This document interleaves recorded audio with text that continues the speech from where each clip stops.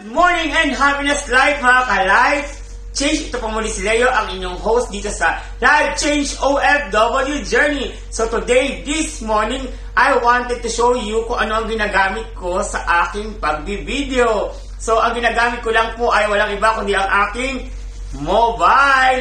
Ito po ang aking mobile. Kung makikita nyo, ito lang talaga. Kawawa nga siya eh. Alam mo kung bakit? Kasi ilang beses na siyang na-fall. Yes! Ilang beses na siyang na-fall.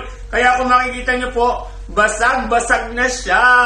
Pero nagpapasalamat pa rin ako sa mobile na to kasi dahil dito, na-monetize ang channel natin. Nakagawa tayo ng ilang videos. Yes, using this mobile.